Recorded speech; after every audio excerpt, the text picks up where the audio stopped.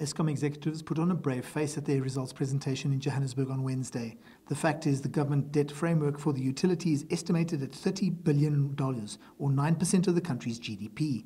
The new interim CEO confirmed that the framework would be extended to 2023, but with that comes more debt and huge interest payments, now at 38 billion rand. The reason for the increase is because Eskom is having to offer better and better yield to obtain money. Nobody wants to lend them any money, and as a consequence, because there's no open auction, Eskom has had to increase the yield on the debt. The board has spent the last 3 weeks formulating their plan to reduce their dependency on government guarantees. It is our ambition as well to release about 105 billion in government guarantees. And that will also start ensuring that we focus on the sustainability of this business. The utility is looking at alternative funding sources. We will see that about 10% of our debt currently is sourced from export credit agencies. So one of the areas that we'll be looking to exploit over the next 5 years is how do we increase our use of export credit agencies, which obviously do not require, for example, the use of government guarantees. In the meantime, swirling corruption allegations around some of the board members and senior executives continues. We've got a dilemma here. The minister has indicated that half of the board is still captured. She intends rotating them.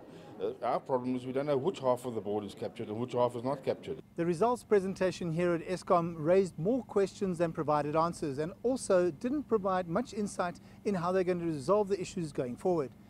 I'm Angelo Coppola for CGTN in Johannesburg, South Africa.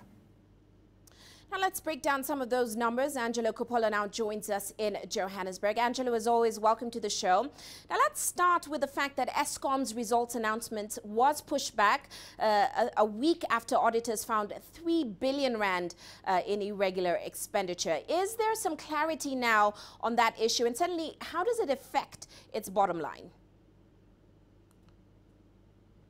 Well, the auditors did give eventually a qualified audit on that expenditure when, according to Eskom, they engaged, and that is Eskom engaged with the DBSA, which is the Development Bank of South Africa, and Citibank, who are the two lenders in question, and then explained themselves to the auditors. It's understood that the expenditure may have triggered some of the covenants on Eskom's debt, something that the Eskom CEO or acting CEO and CFO were quick to deny at today's presentation.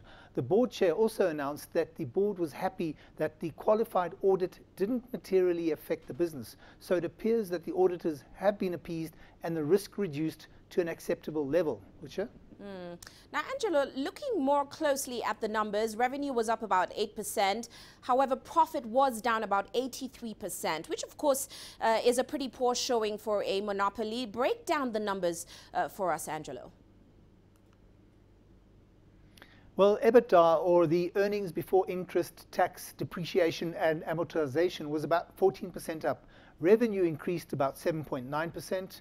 Cash generated from the operating activities rose to around $3.5 billion, and we're told that some 53% of funding for the 2018 financial year has already been secured. But for me, the big number, and probably the reason for the profit crash, is the net finance cost. It's increased from $615 million to over $1 billion, and that's a jump of 82%. There's also a catch-all line in the income statement that's not adequately explained. That's called other expenses, and that jumped 26%. There's also a net fair value loss on financial instruments and embedded derivatives, and that amounted to around $77 million. So all in all, not a very healthy balance sheet, I'm told. Now, we know that media reports had emerged that the company was facing some severe cash flow problems.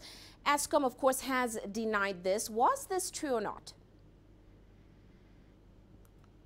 Well, it appears that those concerns may have been unfounded, but there is a health warning here. The group's net cash inflow from operating activities was up around 23%, while cash flows used for investing in certain activities was also up around 10%. It appears that the group's liquidity position, which consists of cash and cash equivalents and investments in securities, was around $2.5 billion at the end of March. The issue, I'm told by some analysts, is what's happened from 1 April onwards, and that's where the analysts are very concerned. Well, many thanks, Angelo, for that update. Angelo Coppola joining us there in Johannesburg.